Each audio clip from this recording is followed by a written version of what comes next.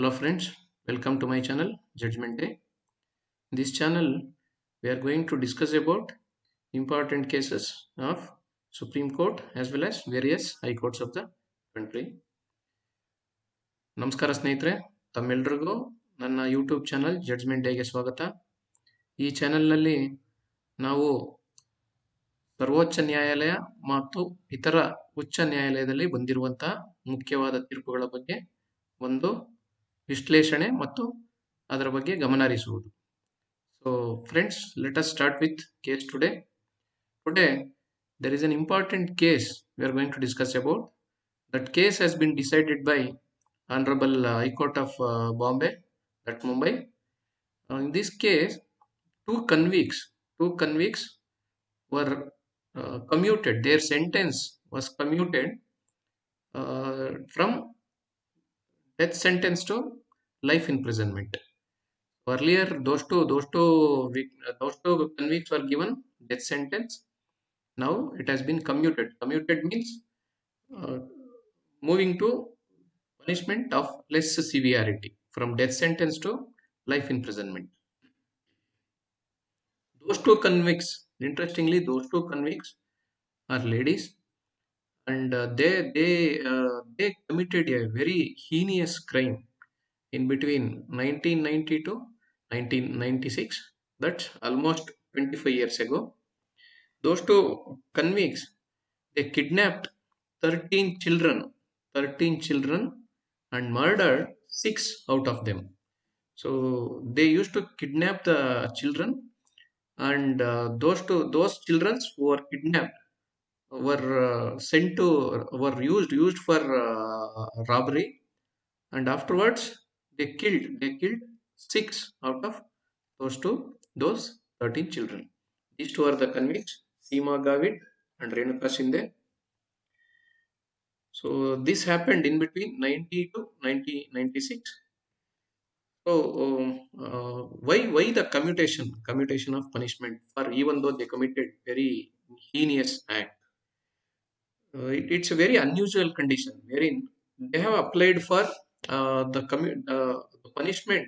The death sentence has been awarded in 2014, but on the day of execution means while they were the authorities were award or were execute them by giving the death sentence on 2014. On the same day, they have appealed for mercy petition to Honorable President of India, and it took nearly 7 years, 10 months, and 15 days in order to reject their application, mercy petition, and they're quoting the same reason as saying that their fundamental rights has been violated, because it took 7 years, 10 months in order to rejection of their mercy petition. So the petition which was filed in 2014 came back in to 2021 for the reason of rejection. So this is the nutshell. In a nutshell, this is the case. And these convicts, these two ladies, as I already said, convicted. These two committed a very heinous crime of kidnapping 13 children and using them for illegal activities such as robbery. Just imagine, children are considered as future generation, and also those children were kidnapped, and they were forced to robbery, and later on they murdered 6 kids were murdered. So honorable court was really, we need to appreciate the decision made by the court for awarding them the death sentence. But because of the delay in execution means execution, and also the authorities, even the bureaucrats or execution authorities, they wasted nearly 7 years, 10 months, almost if 2 months were added means 8 years in just rejecting the mercy petition itself. So that's the main reason they are quoting. Later on, they are shielding against their fundamental rights has been violated by this inordinate delay. And also the honorable learned advocate for the court, honorable advocate for Chief Public Prosecutor Aruna Pai stated that if the court is considering reducing death sentence to life imprisonment, then it should specify life imprisonment till natural death, considering there was no scope for reformation. Exactly. The convicts might take the shield of, they already spent 25 years, including their trial term, including their trial term 25 years in jail, and they're eligible for release. So even they might consider for mercy petition again, or even they might consider for forgive or pardoning them. But the learned chief public prosecutor Aruna Pai stated that the court should consider giving them the death sentence till life in prison. Normally, death sentence it varies from 14 years to 14 years to 21 years. But again, their learned advocate is arguing that the life imprisonment till natural death, considering heinous crime these two convicts committed, and also there was no scope for reformation. They won't change. Already anyway they committed a heinous mistake which cannot be undone.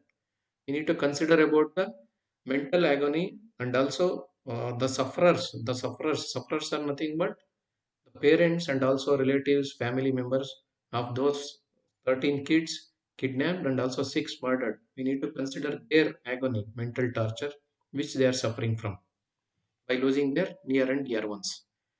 So this is the case about the heinous crime, and also how the court acted in a very good manner. But the inordinate delay caused by execution has taken these two convicts applying for life imprisonment, commutation of death sentence.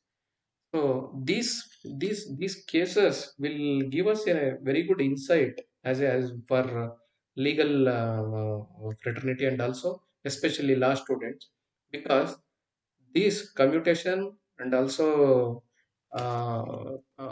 forgive or pardoning powers all will come under constitutional law, as these powers are used by President of India. Only he can commute, and also he can pardon, and also he can accept the mercy petition filed by any death sentence awarded convicts. So this is the thing, and also this acts as a lab session for our theories what we study in as part of our LLB classes. That's all about this case, friends.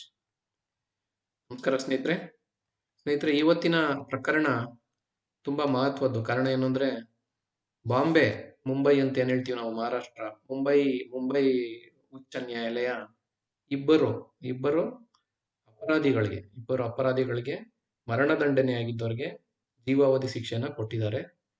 ಅದು ಕೊಟ್ಟಿರೋದು ಏನಾಗಿದೆ ಅಂದ್ರೆ, ಈಗ ಈ award ಆಗಿದ್ದ ಅಂದ್ರೆ ಅವ್ರಿಗೆ ಕೊಟ್ಟಿದ್ದಂತ ಶಿಕ್ಷೆಯ ಪ್ರಮಾಣವನ್ನ ಕಮ್ಮಿ ಮಾಡಿದ್ದಾರೆ. ಅಂದ್ರೆ ಬೇರೆ ಶಿಕ್ಷೆಯನ್ನ ಕೊಟ್ಟಿದ್ದಾರೆ, ಕಮ್ಮಿ ಕಮ್ಮಿ ಪ್ರಮಾಣದ ಅನ್ನೋದಕ್ಕಿಂತ ಅಷ್ಟೊಂದು ತೀವ್ರವಾದದ್ದಲ್ಲ.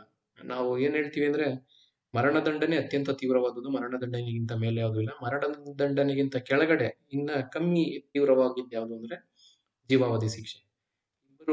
ಈ ವ್ಯಕ್ತಿಗಳು ಇಬ್ರು ಮಹಿಳೆಯರಾಗಿರೋದು ಒಂದು ವಿಶೇಷ ನೋಡಿ. ಈ ಇಬ್ಬರು ಮಹಿಳೆಯರು 1990 ಮತ್ತು 96ರ ನಡುವೆ 13 ಮಕ್ಕಳನ್ನ ಅಪಹರಣ ಮಾಡಿ, ಆ ಮಕ್ಕಳನ್ನ ದರೋಡೆ ಉದ್ದೇಶಕ್ಕೆ ಬಳಸ್ಕೊಂಡು, ಆ ಮಕ್ಕಳಲ್ಲಿ 13 ಮಕ್ಕಳಲ್ಲ 6 ಮಕ್ಕಳನ್ನ ಕೊಂದಾಕಿರ್ತಾರೆ. ಅದೇ ಪ್ರಕರಣವನ್ನ ಮಾನ್ಯ ನ್ಯಾಯಾಲಯಗಳು ಅದನ್ನ ಪರಾಮರ್ಶಿಸಿ ಈ ಇಬ್ಬರು ಮಹಿಳೆಯರಿಗೆ 2014ರಲ್ಲಿ ಮರಣದಂಡನೆಯನ್ನ ಕೊಟ್ಟಿರ್ತಾರೆ. ಮರಣದಂಡನೆ ಕೊಟ್ಟಿದ್ದು ಯಾವತ್ತು ಮರಣದಂಡನೆ ಅವರಿಗೆ ಜಾರಿಯಾಗಬೇಕಾಗಿತ್ತು ಅದೇ ದಿವಸ ಈ ಇಬ್ಬರು ವ್ಯಕ್ತಿಗಳು, ಇಬ್ಬರು ಕನ್ವಿಕ್ಸ್ ನಾವೇನ್ ಹೇಳ್ತೀವಿ, ಈ ಇಬ್ಬರು ಅಪರಾಧಿಗಳು ಮಾನ್ಯ ರಾಷ್ಟ್ರಪತಿಯವರಲ್ಲಿ ಕ್ಷಮಾದಾನ ಅರ್ಜಿಯನ್ನು ಸಲ್ಲಿಸ್ತಾರೆ.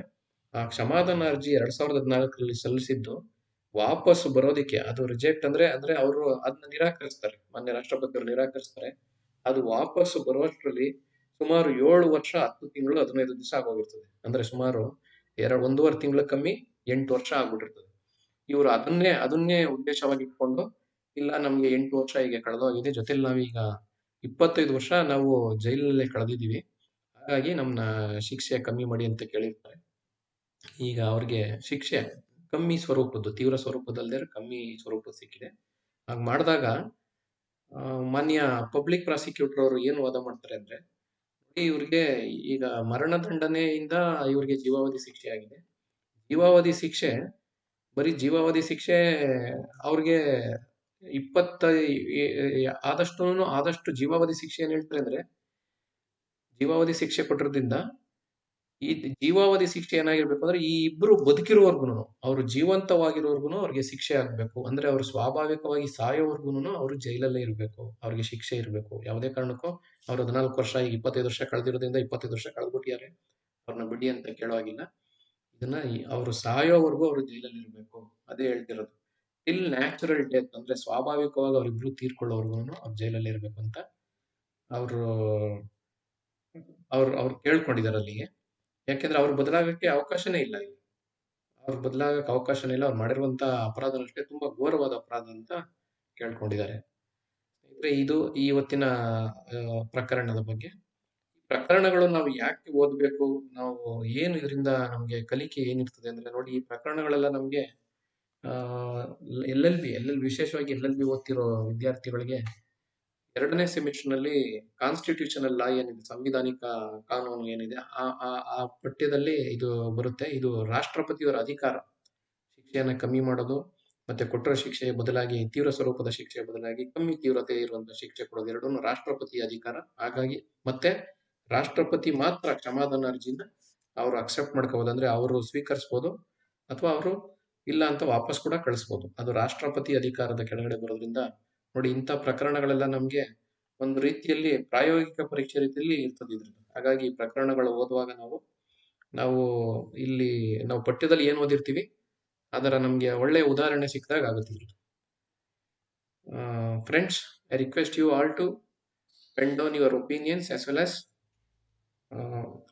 learnings also. Yes, and in the comment section below.